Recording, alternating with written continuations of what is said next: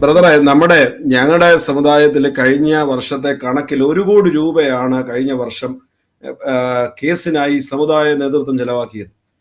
അത് കഴിഞ്ഞ വർഷത്തെ കണക്കിൽ 1 കോടി രൂപയാണ്. ഞങ്ങളുടെ ഒരു കോളേജ് ഉണ്ട്, ആ കോളേജിൽ നിന്ന് വരെയാണ് പൈസ എടുത്ത് കേസിനായി ചെലവഴിച്ചിരിക്കുന്നത്. ഇവിടെ ബ്രദർ മനസ്സിലാക്കേണ്ട ഒരു കാര്യം, ഇവരിന്നലെ പല പ്രാവശ്യം ഈ ഭരണഘടന ഇത് സംരക്ഷിച്ചാൽ തീരും, ഇതനുസരിച്ചാൽ തീരും എന്നൊക്കെ പറയുന്നുണ്ട്. പക്ഷെ ഇതിന് വളരെ രസകരമായ കാര്യം എന്താന്ന് പറഞ്ഞാൽ, ഇവർക്ക് പരിശുദ്ധ പാത്രികീസ് ബാവായും മേഖലാ മെത്രാപ്പൊലീത്തന്മാരുടെ കാര്യം വരുമ്പോൾ മാത്രമേ ഉള്ളൂ ഈ ഭരണഘടന. അല്ലാത്തപ്പോഴൊക്കെ ഇവര് ഇതിനെ വയലേറ്റ് ചെയ്യാണ്. ഒരു സുപ്രഭാതത്തിൽ ഇവർ 3 വർഷമായിരുന്നു അസോസിയേഷന്റെ കാലാവധി. ഇവരൊരു സുപ്രഭാതത്തില് അത് 5 വർഷമായിട്ട് അങ്ങ് അമെൻഡ് ചെയ്തു. നമ്മളൊന്ന് ഓർക്കണം, നമ്മൾ അമെൻഡ് ചെയ്യാനുള്ള അധികാരം ഉണ്ടോ? ഓക്കെ, അമെൻഡ് ചെയ്താൽ പോലും അത് അടുത്ത ടേമിലല്ലേ ഉള്ളൂ. ഞാൻ ഇരിക്കുമ്പോൾ തന്നെ ഞാൻ അങ്ങ് പാസ്സാക്കുക, ഞാൻ 3 അല്ല, ഞാൻ 5 വർഷം അങ്ങ് ഇരിക്കുകയാണ്.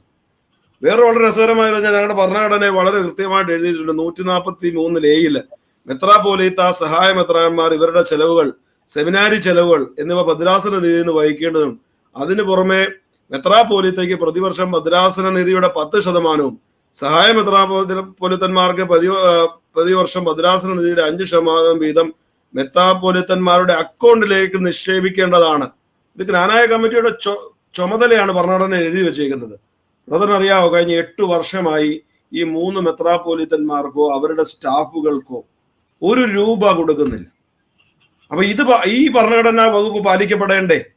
പരിശുദ്ധ പാത്രികീസ് ബാവ എന്തെങ്കിലും പറയുമ്പോഴോ മേഖലാ മെത്രാപ്പൊലീത്തന്മാരുടെ അധികാരങ്ങൾ സംബന്ധിച്ച് വരുമ്പോൾ ഞങ്ങൾ ഭരണഘടന സംരക്ഷിക്കണം എന്ന് പറയും. ഇതൊക്കെ വളരെ ഒരു പുകമറ സൃഷ്ടിക്കുകയാണ്. അതായത് ഇപ്പൊ പറഞ്ഞ, കാരണം ഭരണഘടനയിൽ അങ്ങനെ ഈ സഹായ മെത്രാന്മാർക്ക് 5% കൊടുക്കണം എന്ന് പറഞ്ഞിട്ട് അത് 8 വർഷമായിട്ട് കൊടുത്തില്ലെന്ന് പറഞ്ഞാൽ അത് സംതിങ് സീരിയസ്. അത് നിങ്ങൾക്ക് മറ്റൊരു കാര്യം കൂടെ പറയാം. ഈ ഭരണഘടനയിൽ പരിശുദ്ധ പാത്രികീസ് ബാവായ്ക്ക് ഋഷീസ പള്ളികളിൽ ഞങ്ങളെല്ലാം 21 വയസ്സ് കഴിഞ്ഞവരെല്ലാം ഞങ്ങൾ അതിന്റെ വീതം പള്ളികളിൽ നിന്ന് കൊടുക്കുന്ന, അത് എവിടെ എഴുതിയിരിക്കുന്നത്? സമുദായ മെത്രാപ്പോലീത്ത അത് കളക്ട് ചെയ്ത് പരിശുദ്ധ പാത്രികീസ് ബാവായ്ക്ക് നൽകേണ്ടതാണ്. കഴിഞ്ഞ ഒരു 7-8 വർഷമായിട്ട് അതും കൊടുക്കുന്നില്ല. പരിശുദ്ധ പാത്രികീസ് ബാവ ആ ഋഷീസ കൊണ്ടല്ല ജീവിക്കുന്നത്, എന്നാൽ ഇത് പള്ളികളിൽ നിന്ന് കളക്ട് ചെയ്യുന്നുണ്ട്. അപ്പൊ പറയുകയാണ് അത് അഡ്വാൻസ് ആയിട്ട് ഞങ്ങൾ കൊടുത്തിട്ടുണ്ടെന്ന്. അതായത് ബാബ ഇവിടെ വരുമ്പോൾ കൈമുത്തൊക്കെ കൊടുക്കുന്നത് സേവോറിയോസ് തിരുമേനിയുടെ കർത്തവ്യമായിട്ട് ഭരണഘടന എഴുതി വെച്ചിരിക്കുന്ന. അപ്പൊ ഇവിടെ ഭരണഘടന എന്ന് പറഞ്ഞ് ഇതിനെ ഒരു സഭ എന്ന നിലയിൽ നിന്ന് ഒരു സെക്രട്ടറി കേന്ദ്രീകൃത പ്രസ്ഥാനമായി ചുരുക്കിക്കൊണ്ടാണ് അവിടേക്കാണ് ഈ സഭ പോകുന്നത്. അവിടാണ് ഞങ്ങൾ എതിർക്കുന്ന ഭാഗം. ഇപ്പൊ സെക്രട്ടറി ഇന്നലെ പറയുന്നത് ബ്രദർ കേട്ട് കാണാൻ 5% ഉള്ളൂ, അവര് കുറച്ചുപേര് തമ്പു ബ്രദർ പോയെന്നോ അങ്ങനെ കാരണ്ടൊക്കെ പോയത്. ഞങ്ങള് ബ്രദറെ പറയാനുള്ളത്, ഈ സെക്രട്ടറി ഉദ്ദേശിക്കുന്നത് പോലെ ഞങ്ങൾ ആരും എവിടെയും പോകത്തില്ല.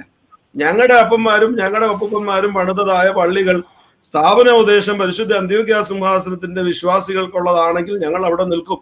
ഈ തെറ്റുകൾക്കെതിരെ ഞങ്ങൾ പ്രതികരിക്കും. അല്ലാതെ ഞങ്ങൾ പൊക്കോളാനാണ് ഇപ്പൊ അദ്ദേഹം പറയുന്നത്. കാരണം അദ്ദേഹത്തിന് പറയുന്നതനുസരിച്ച് 5% ഉള്ളൂ. പക്ഷേ ഞാൻ എൻ്റെ ഇടവപ്പള്ളിയിലെ 340 370 വീട്ടുകാരുള്ള ഇടവപ്പള്ളിയാ.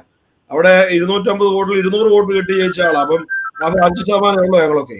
ഇതൊക്കെ തെറ്റിദ്ധാരിച്ച് ഭൂരിപക്ഷം എന്നൊക്കെ പറഞ്ഞ് പുകമറ സൃഷ്ടിച്ച് വിഷയങ്ങൾ പരിഹരിക്കാതെ അതിന്റെ മറവിലൂടെ സെക്രട്ടറി കേന്ദ്രീകൃതമായി സഭയുടെ എപ്പിസ്കോപ്പസിയെ തകർത്തുകൊണ്ട് എല്ലാം, നിങ്ങൾ ബ്രദറിനറിയാമോ, ഇപ്പൊ ഒരു വൈദികനെതിരെ നടപടിയെടുക്കാൻ ശുപാർശ ചെയ്യുന്ന ജ്ഞാനായ കമ്മിറ്റിയാണ്. ജ്ഞാനായ കമ്മിറ്റി കൂടുക, മെത്രാപ്പൊലീത്തയ്ക്ക് ശുപാർശ ചെയ്യുക, കൊടുത്തില്ലേ മെത്രാപ്പൊലീത്തായിട്ട് നേരിൽ പ്രഷറൈസ് ചെയ്യുക.